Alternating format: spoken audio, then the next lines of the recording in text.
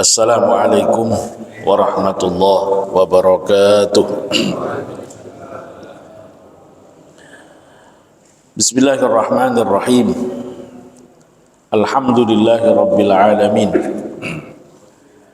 Nahmaduhu wa nasta'inuhu wa nastaghfiruhu wa natawakkalu alayh. Wa na'udzu bihi min sururi anfusina wa min sayyiati a'malina. Man yahdihillahu fala mudilla lah wa man yudlil fala hadiya lah.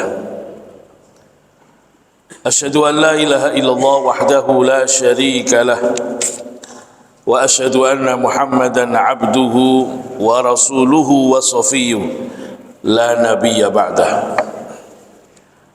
Allahumma salli wa sallim wa barik ala abdika wa rasulika sayyidina Muhammad sallallahu alaihi wasallam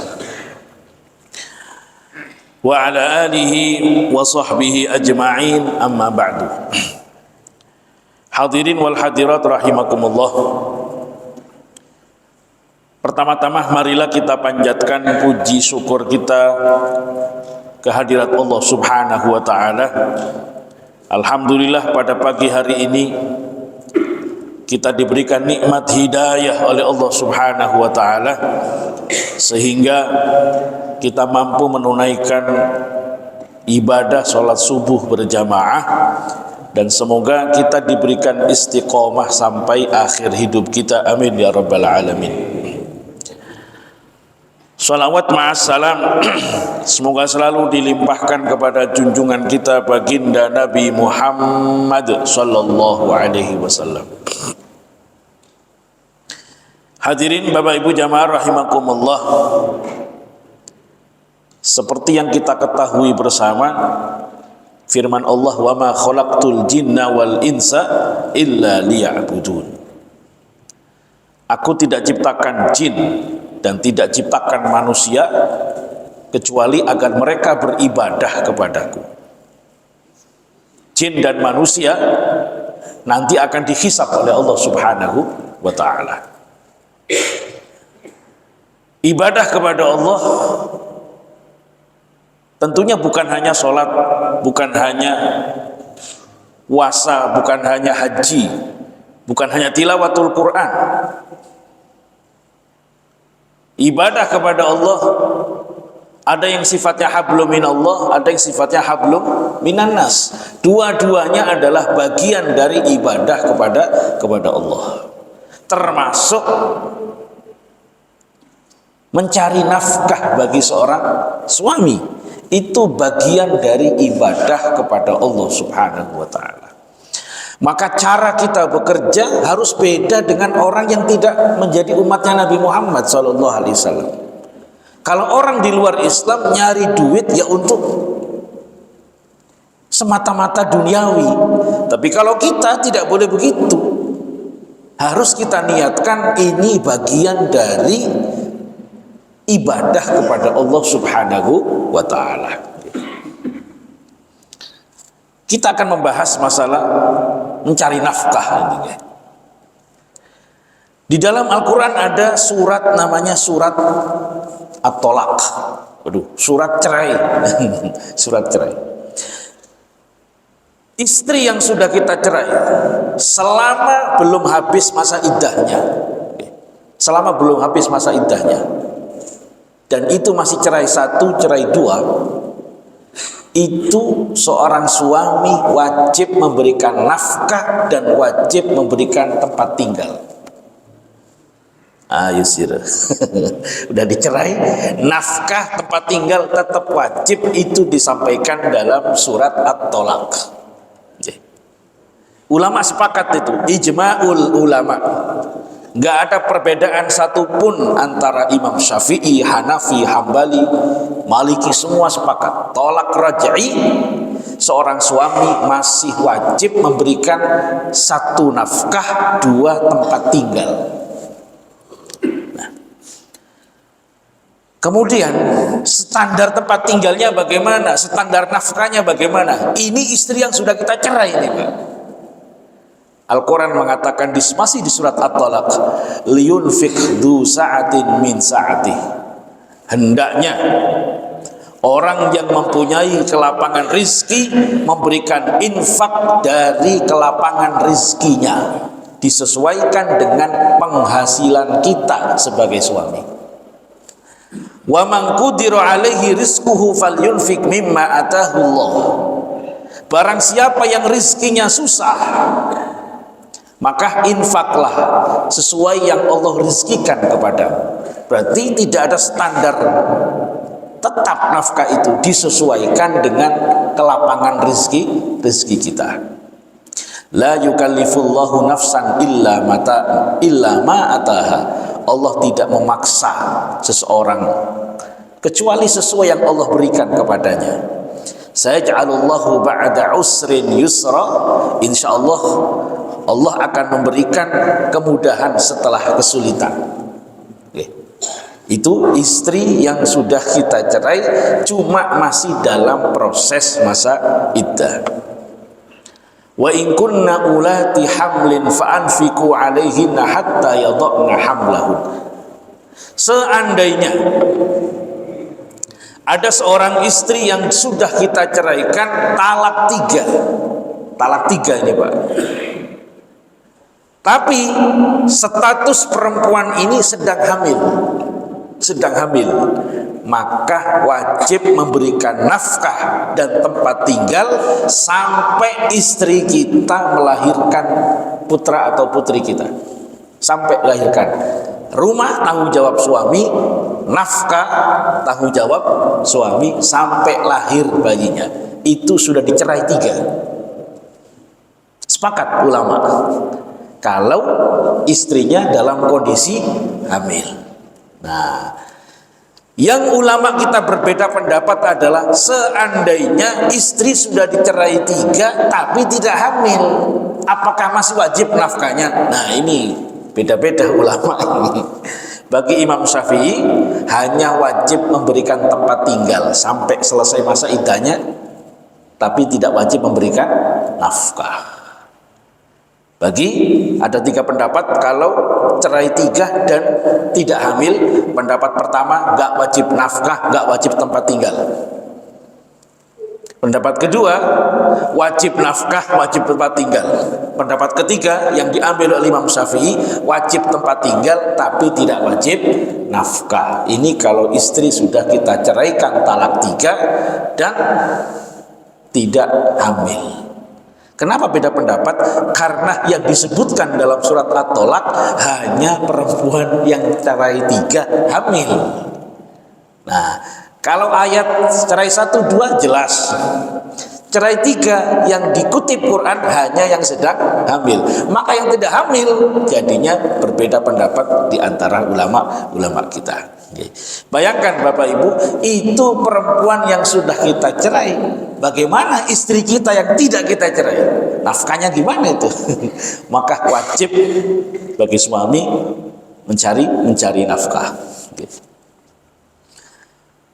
Ada beberapa hadis Nabi yang menjelaskan tentang keutamaan mencari nafkah. Di antaranya, marra ala Nabi sallallahu alaihi wasallam rajulun fara'a ashabu Rasulillah min jaladihi wa nasyatihi. Suatu ketika ada Nabi berkumpul dengan sahabatnya, lewat seorang pemuda. Badannya kuat, giat berangkat kerja. Faqalu ya Rasulullah law kana hadza fi sabilillah. Para sahabat Nabi komen, Nabi, sayang banget ini orang. Seandainya saja kekuatan tubuhnya, kegesitannya digunakan untuk jihad fisabilillah. Faqala Rasulullah sallallahu alaihi wasallam, Rasulullah bersabda, in kana kharaja yas'a ala waladin sigharin fahuwa fi sabilillah. Kalau dia keluar dari rumahnya untuk mencari nafkah demi anak-anaknya yang masih kecil, fahuwa fi sabilillah, maka dia sedang berada di jalan Allah, berjuang di jalan Allah. Wa in kana kharaja yas'a ala nafsihi yu'iffuha fa huwa fi sabilillah. Jika dia pergi kerjanya untuk memberikan nafkah kepada dirinya sendiri supaya enggak minta-minta pada orang lain, dia pun sedang berjuang di jalan Allah. Wa in kana kharaja yas'a ala abawaini syaikhaini kabiraini fa huwa fi sabilillah. Begitu juga kalau dia keluar mencari rezeki untuk orang tuanya yang sudah sepuh, itu juga berjuang di jalan Allah. Wa in kana kharaja yas'a riya'an wa mufakharatan. Tapi jika ia keluar dari rumahnya hanya untuk riak-riaan saja, gagah-gagahan, sombong-sombongan untuk sekedar mengumpulkan duit, fahuwa fi sabilis syaitan, maka dia sedang berjuang di jalan setan. Berarti yang membedakan niatnya. Sama-sama kerja, ada yang di jalan setan, ada yang di jalan Allah. Di dalam kitab yang lain, dalam kitab Tanbihul Ghafilin, diceritakan apa yang membedakan kerja di jalan Allah dan kerja di jalan setan. Orang yang kerja di jalan Allah tidak akan melalaikan ibadah-ibadah yang lain. Waktunya zuhur, ya zuhur. Waktunya asar, asar. Kalau ada orang nyari duit, wala zuhur, wala asar, wala maghrib, oh ini di jalan setan ini. Ingat, ada perbedaannya. Yang kedua, tidak mendolimi orang lain. Kita niatnya untuk mencari ridhonya Allah, kenapa kita mendolimi orang lain? Nah, berarti kalau kita niatnya benar, kerjanya benar, itu selama kita di kantor, selama di pabrik, pahala terus ngalir gitu, Pak. Amin ya rabbal alamin. Jadi jangan dianggap mencari nafkah itu bukan bagian dari ibadah kepada Allah Subhanahu wa taala.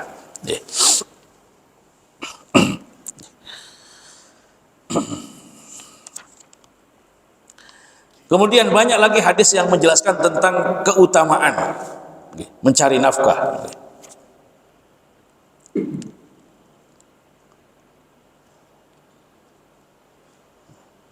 Di antaranya adalah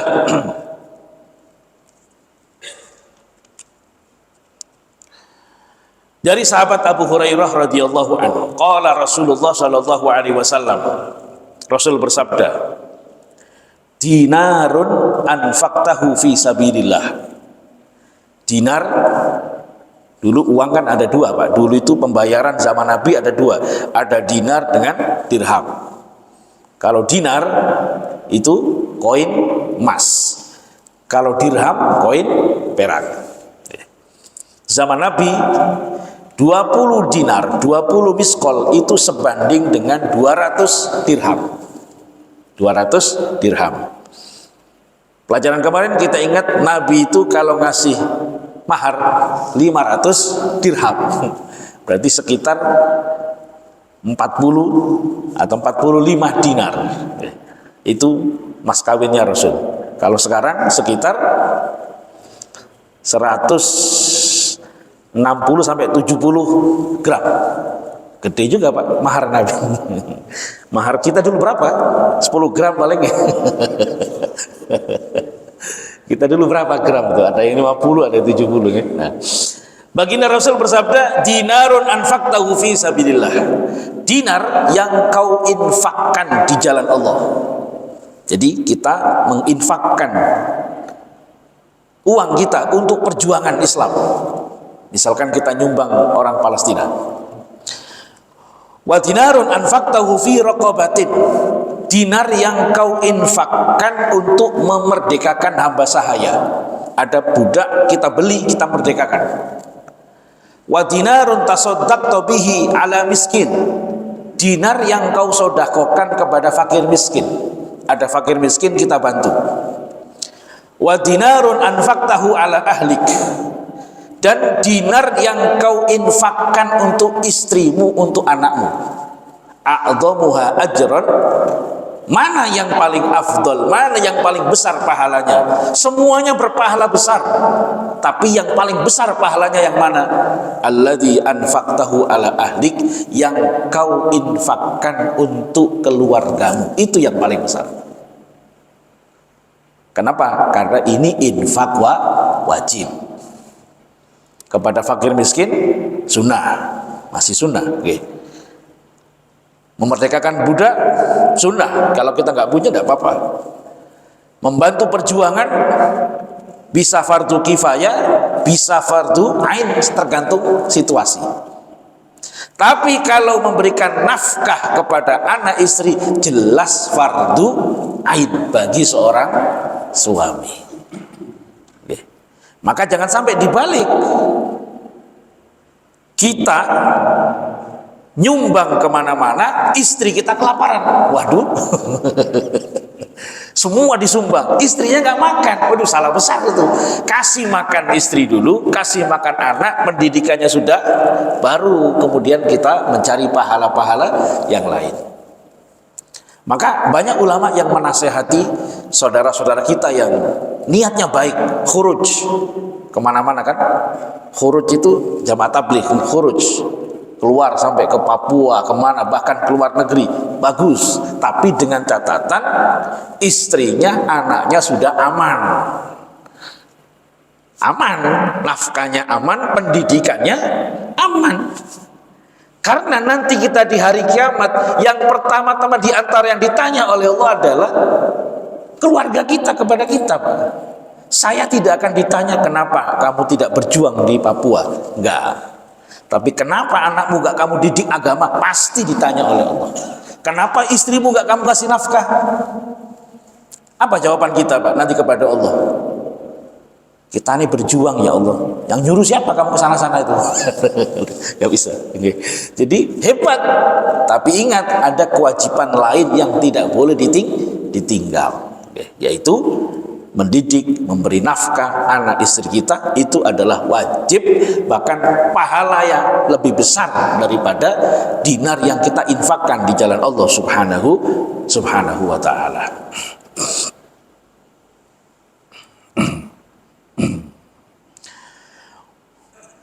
Wa innaka lan tunfiqa nafaqatan tabghi biha wajha Allah illa ujirta biha ala ma taj'alu fi imra'atik hatta ma taj'alu fi imra'atik.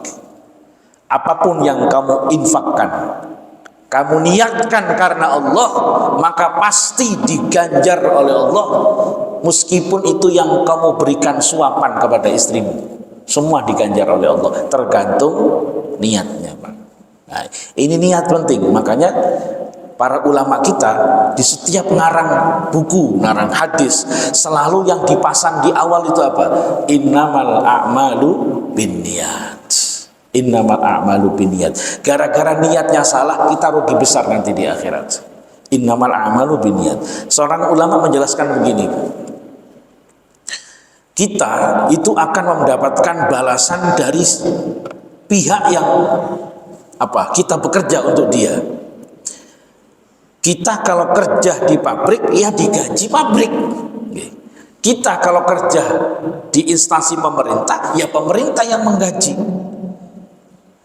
Kita kerja di satu yayasan, yayasan yang menggaji. Sama nanti di akhirat, kalau kita kerjanya bukan untuk Allah, jangan minta pahala dari Allah. Nanti kita di akhirat, Pak, ibadah kita nggak ada yang lillah, misalnya, nauzubillah, nanti di akhirat kosong. Kata Allah, kamu sodako kan, oh banyak banget sodakomu, tapi sodakomu bukan karena aku nyari pahala. Jangan ke saya dong nyarinya, nyari ke orang-orang yang kamu niatkan itu, sana. Nah, maka ketika kita letih nyari nafkah, susah kan Pak nyari nafkah itu, apalagi kalau harga-harga mahal itu. Nggak usah khawatir, itu pasti diganjar, dibalas pahalanya oleh Allah subhanahu wa ta'ala. Makanya kan orang-orang tua kita dulu kalau belum nikah, belum sempurna agamanya. Kenapa belum sempurna? Karena dia tidak bisa melakukan ibadah yang tidak mungkin dilakukan kecuali oleh orang yang sudah menikah. Dia nggak akan dapat pahalanya ngasih nafkah istri, dia nggak punya istri, masa istri orang dinafkahi? Makanya disebut agamanya belum sempurna.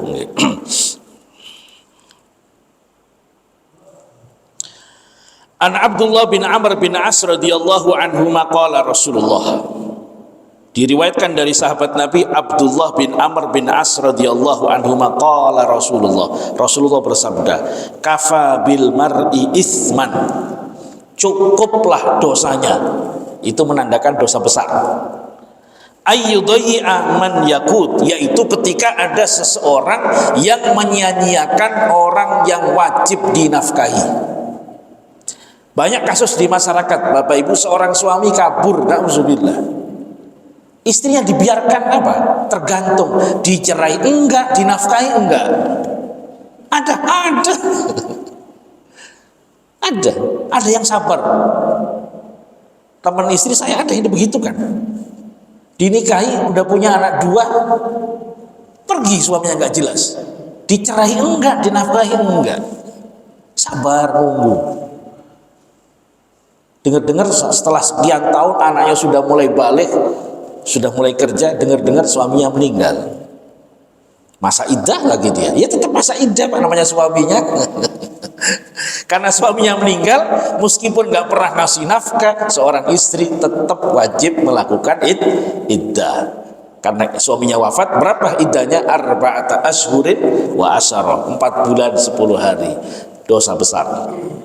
Berarti nanti di akhirat pasti diadili oleh Allah karena tidak pernah ngasih nafkah istrinya, tidak pernah ngasih nafkah anak-anaknya.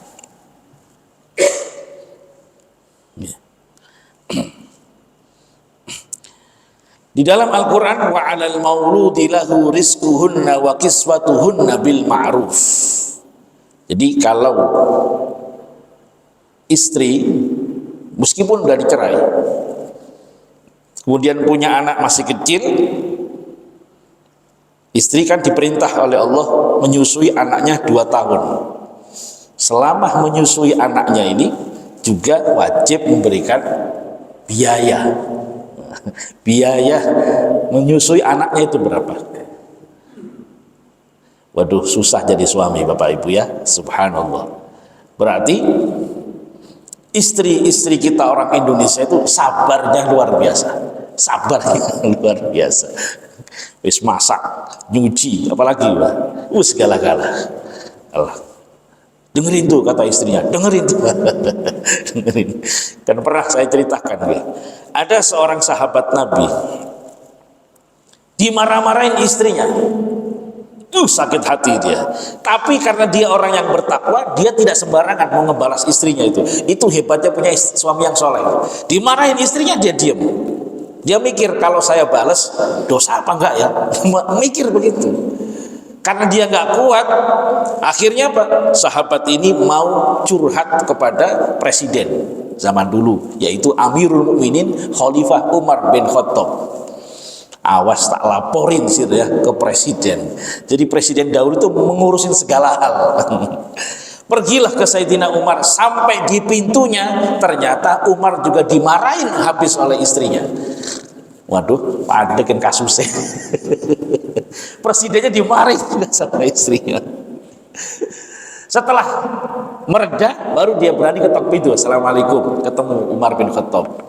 Cerita, saya tadi kesini sebenarnya pingin curhat Amirul Mukminin apa tentang istri saya, tapi pas kesini sama juga kasusnya. Anda juga dimarahin istrinya. Lalu kenapa Anda diam saja? Lalu Umar mengatakan, istri saya itu satu menyebabkan saya tidak berzina. Ada istri saya, dia yang mencegah saya berbuat zina. Dia yang merawat anak-anak saya sejak dia hamil sampai lahir. Dia yang menyiapkan semua kebutuhan saya. Masa saya tega memarahi istri saya? Wis ben, sabar baik. Itu hebatnya kalau suami kita orang soleh, Pak. Ngerti. Jadi selalu standarnya tidak nafsu, standarnya agama. Meskipun katakanlah dia dizolimi oleh istrinya, dia masih mikir, apa ya perkara yang harus saya kerjakan yang tidak membuat Allah itu murka. Semua diatur. Semua standarnya adalah standar ridhonya Allah Subhanahu wa ta'ala. Bapak Ibu hadirin ya rahimakumullah, supaya adil Tidak suami terus yang diterangkan. Sekarang istri bagaimana? Istri bagaimana sikapnya kepada suaminya? Yang pertama jelas Allah mengatakan ar-rijalu qawwamuna 'alan nisa. Lelaki, para suami adalah pelindung, pemimpin bagi para perempuan, istri. Maka ya statusnya imam, jangan direndahkan. Imam suami itu. Qala Rasulullah sallallahu alaihi wasallam, Rasulullah bersabda, "Idza da'a ar-rajulu imra'atahu ila firashihi." Ini masalah ranjang. Kalau ada seorang suami mengajak istrinya menemani dia, falam ya'tihi, falam ta'tihi, kemudian perempuannya menolak, Pak. Fabata ghadbana 'alaiha, maka suaminya tidak ridho dengan itu, murka. La'anat hal malaikatu, maka malaikat melaknat istrinya sampai pagi hari. Waduh, besar dosanya. Ibu ya, wayahnya diturutin sajalah. Ya. Selama ibu tidak nifas, tidak haid. Karena itu dilaknat oleh malaikat. Walladzi nafsi biyadihi, Nabi bersumpah demi Allah, demi Tuhan yang mengatur segalanya, yang mengatur segala keperluan diriku. Ma min rajulin yad'u imra'atahu, kalau ada seorang suami mengajak istrinya ila firashiha, untuk menemaninya di kamarnya, fata'ba alaihi, lalu dia menolak, illa kana alladzi fis sama', maka makhluk-makhluk Allah yang ada di langit sakhiton 'alaiha, semuanya tidak ridho, benci kepada orang ini, hatta yardu anha, sampai sang suami ridho kepada istrinya. Nah, bahkan saking besarnya hak laki-laki,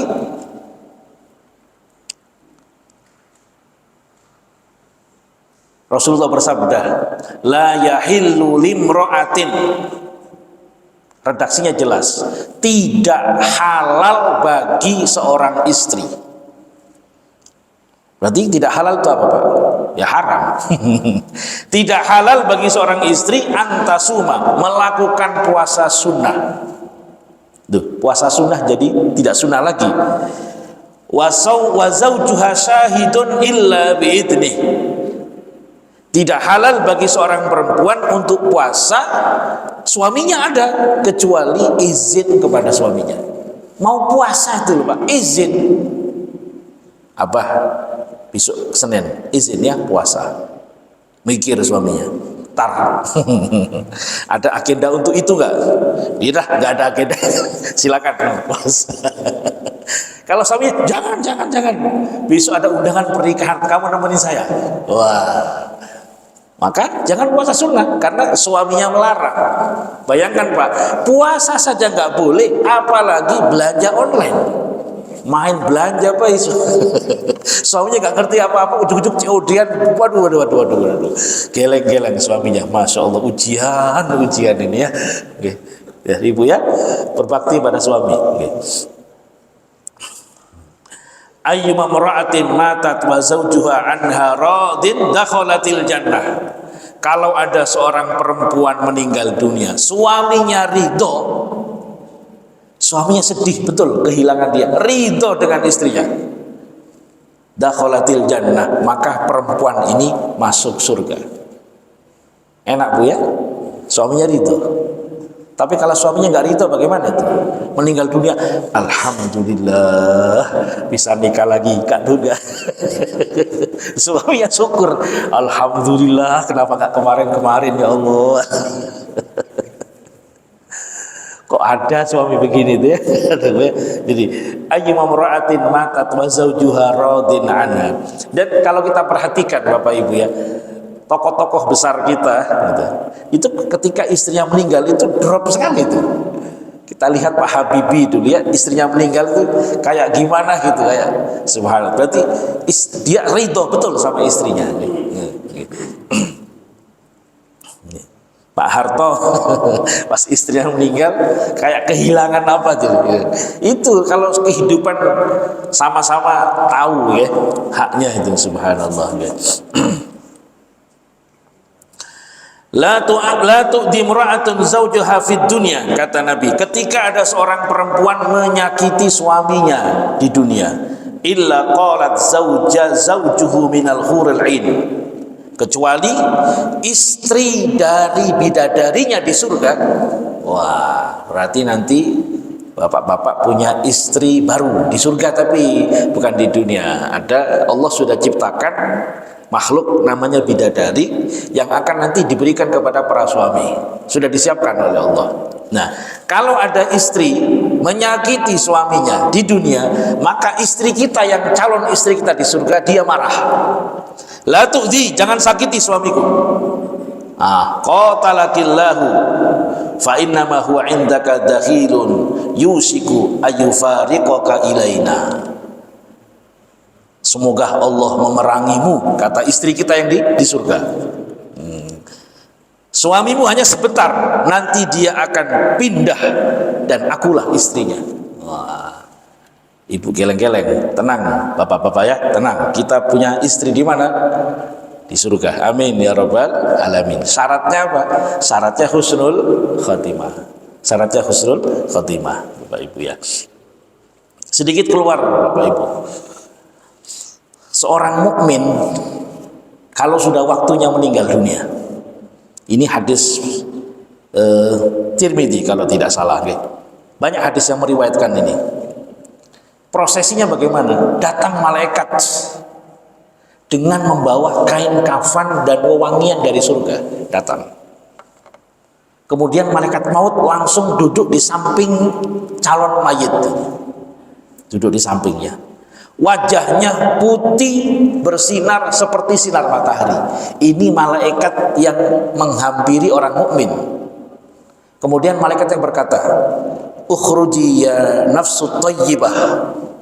Wahai jiwa yang bersih, yang suci, keluar dengan mendapatkan ridho dari Allah Subhanahu wa taala.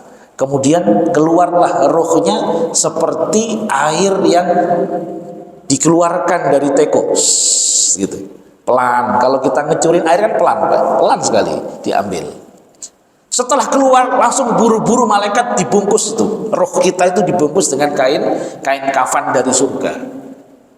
Kemudian diangkat ke langit, dibawa ke langit. Setiap perjalanannya ketemu malaikat, seluruh malaikat akan bertanya, itu rohnya siapa itu? Wangi banget baunya. Ini rohnya Fulan bin Fulan, disebutkan namanya. Nah, sampailah di langit pertama, minta izin untuk dibukakan langit pertama. Dibuka, dipersilakan masuk ke langit pertama, sudah disambut malaikat. Kemudian diantar malaikat sampai ke langit kedua. Langit kedua dibukakan lagi, diterima malaikat-malaikat yang lain, diiringi terus sampai langit ketiga. Begitu juga keempat, kelima, keenam, sampai ketujuh. Ruh kita itu nanti, Pak. Ya kita nggak dapat info kecuali dari Nabi. Ini infonya harus dari Rasul, bukan karangan-karangan manusia. Ketika di langit ketujuh turun firman Allah, tulislah dia, uktubhu fil illiyin, tulislah di illiyin. Illiyin itu apa? Kitabun marqum, catatan. Mungkin orang-orang ahli surga ditulis di situ. Setelah itu diperintahkan oleh Allah, kembalikan lagi dia, kembali ke dunianya, ke alam barzah di dunianya, dikembalikan. Nah, ketika sampai, kalau redaksi hadisnya dikembalikan ke jasadnya, tapi sudah alam barzah, Bapak Ibu ya. Kenapa? Baru ditaruh, datang dua malaikat lagi. Siapa? Mungkar, Nakir. Ditanya, man rabbuka, siapa Tuhanmu? Allah. Man nabiyuka, siapa nabimu? Muhammad. Madinuka, agamamu apa? Islam. Jawaban ini Pak nggak bisa diapal nanti, diapalnya sekarang. Jawaban Allah, Muhammad dan Islam itu kita hafalkan mulai sekarang dengan sholat, dengan taat kepada Allah. Nggak bisa nanti ngebawa kerpean, ngebawa kertas nanti buat jawab untuk di alam barzah, nggak bisa. Sekarang kita itu lagi menghafal terus itu. Nah, Kalau sudah lolos 3 pertanyaan tadi, dalam redaksi hadisnya nih, kemudian ada suara mengatakan sodaqo abdi, benar hambaku, bukakan pintu menuju surga. Kita lihat surga, berikan dia selimut dari surga. Jadi belum masuk surga, cuma ngelihat surga, dikasih selimut dari surga. Kemudian ada sosok yang sangat rupawan menemani dia. Ditanya, Anda siapa? Saya amal solehmu selama di dunia, menemani di situ. Karena dia merasakan nikmat yang luar biasa, mayit ini mengatakan, Ya Rabb aqimis sa'ah, Ya Rabbi aqimis sa'ah, Ya Allah, tolong cepatkan hari kiamat. Udah gak tahan ya Allah, pengen cepat kiamat. Kenapa? Pengen segera merasakan surga. Dia belum merasakan surga, belum masuk, cuma sudah bisa mencium bau surga. Masya Allah. Ini orang gak bakal mau, Pak, kalau disuruh balik ke dunia, gak bakal mau. Udah enak dia di alam barzah. Tapi kalau orang kafir, nauzubillah, datang malaikat aswad, hitam. Kalau tadi bersinar, ini hitam. Masya Allah. Dengan membawa kain kasar. Beda kalau tadi kainnya dari surga. Lalu duduklah malaikat di samping kepalanya. Kalau dalam ayat Quran ada disebutkan yadribuna wujuhahum wa adbarahum. Muka dan punggungnya dipukul-pukulin malaikat, tempelin, jepret. Ya nafsatul khabisah, wahai jiwa yang kotor, keluarlah kau. Masya Allah. Kemudian ditariklah rohnya, digambarkan oleh Nabi seperti besi yang bercabang, ditarik dari kain kapas yang basah. Sakitnya Masya Allah. Kemudian dibawa ke langit. Setiap ketemu malaikat marah. Ini bau busuk siapa ini? Ini rohnya Fulan bin Fulan. Sampai di langit pertama ditolak. La tufattahu lahum abwabus sama. Rohnya ditolak, tidak bisa ke langit pertama. Dikembalikan lagi, dilempar ke bawah. Masuk lagi ke jasadnya, ke roh, ke alam barzahnya. Datang 2 malaikat. Man rabbuka, siapa Tuhan? Gak bisa jawab, Pak. Dalam hadis disebutkan itu doang. Man nabiyuka, nabimu siapa? Gak tahu. Wa madinuka, abamu apa? Gak tahu. Subhanallah. Lalu muncullah firman Allah, bukakan dia pintu neraka. Kelihatan nerakanya. Berikan selimut dari neraka. Maka dia sudah merasakan panas dan racunnya neraka. Dan itu sampai hari kiamat, Pak. Lalu ada sosok yang buruk rupa menemani di situ. Kamu siapa? Amalmu. Udah ditemenin orang yang buruk rupa, melihat neraka, diselimutin dari neraka. Subhanallah. Itulah sekelumit cerita azab kubur. Maka semoga kita sabar di dunia. Amin ya rabbal alamin. Nyari nafkah sabar. Yang haram jangan diambil. Yang haram jangan diambil. Nyari yang halal saja, Pak. Jangan sampai kita berubah prinsip. Nyari yang haram aja susah, apalagi yang halal.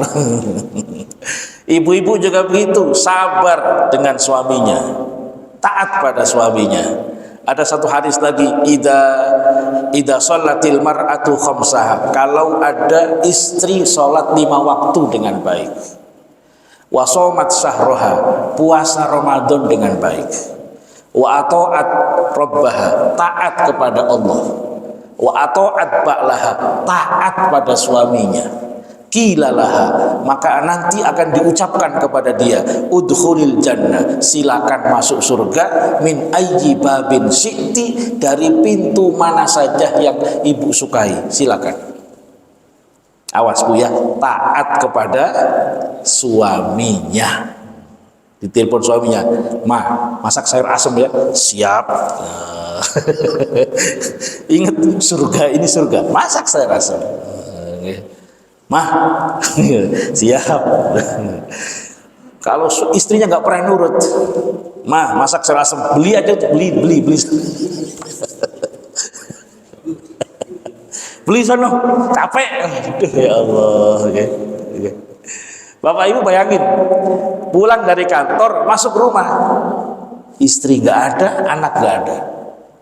Coba ngapain Pak?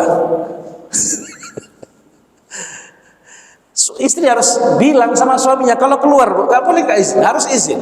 Gue ada, Abah mau keluar, mau ada arisan, ngomong. Itu haknya suami, tidak boleh keluar kecuali izin. Ngomong aja pakai WA. Ya silakan. Gitu. Pengalaman sebagai suami Pak, mungkin lupa dia ke WA saya. Pulang dari kerja, ngelihat rumah sepi, nggak ada anak, nggak ada istri. Itu kayak kerasa kemana kan, jadi nggak semangat di rumahnya itu Pak. Istri nggak ada, anak nggak ada, ternyata diajak misalkan oleh ibunya, ya nggak boleh langsung berangkat saja, tetap harus izin. Anu Bah tadi mohon maaf lupa nemenin Umi, iya tapi harus izin supaya apa, kita sudah persiapan nih, sebelum nyampe rumah udah tahu, oh istri kita nggak ada, kan bisa belok lagi ke tempat yang lain. Istri enggak, Bion, oh istrinya nggak ada, oh berarti mungkin dia harus beli apa dulu. Wah iya, istri nggak ada, istri nggak masak gitu kan. Bah, saya nggak bisa masak nih, lagi nganterin, misalkan nganterin Abah ke rumah sakit, kan kita udah persiapan. Oh iya, di rumah nggak ada masakan, nggak ada apa, kita sudah tahu, berarti kita udah siap. Okay? Nah, yang repot kan kita belum siap, sudah ngebayang di rumah ada masakan, ada istrinya, ada anaknya, Mas masuk kosong. Nah ini tidak boleh terjadi, okay? Makanya diwajibkan oleh Allah izin. Jangankan pergi, mau puasa sunnah saja harus izin kok. Nah ini, semoga kita semua mengerti kewajiban yang Allah bebankan kepada kita. Suaminya mencari nafkah dengan baik, memperlakukan istrinya dengan baik, kemudian istrinya taat kepada suaminya. Tapi tidak boleh taat kalau suami memerintahkan yang dilarang oleh Allah Subhanahu wa taala. Nabi mengatakan la ta'ata li makhluqin fi ma'siyati khaliq atau kama qala. Tidak ada taat kepada manusia siapapun kalau urusannya maksiat kepada Allah Subhanahu wa taala. Hadirin, mungkin itu yang bisa disampaikan pada pertemuan kita subuh ini. Barangkali ada yang dipertanyakan, kami persilakan. Ihdinas siratal mustaqim. Wassalamualaikum warahmatullahi wabarakatuh.